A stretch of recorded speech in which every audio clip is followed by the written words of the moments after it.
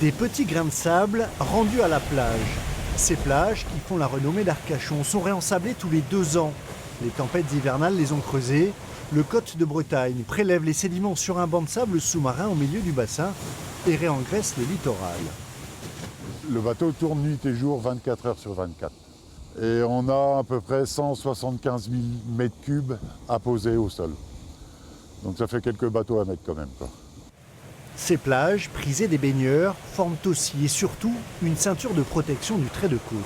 On fait des suivis biannuels et on constate vraiment que ça permet de stabiliser et de maintenir une certaine quantité de sable sur le haut de plage, de limiter vraiment la houle qui va venir taper sur les ouvrages.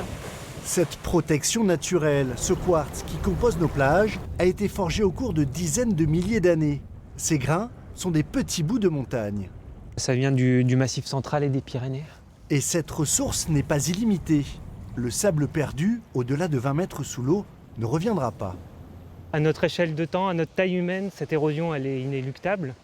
Elle est liée au fait qu'on est sur un stock en fait, de sable qui s'est construit au cours des derniers millénaires et qui aujourd'hui s'érode petit à petit. Le sable est la deuxième ressource la plus utilisée, après l'eau et avant le pétrole. Il est partout, dans les constructions, dans nos ordinateurs. Sur les côtes, il est aussi notre meilleur allié face à la montée des eaux et au changement climatique.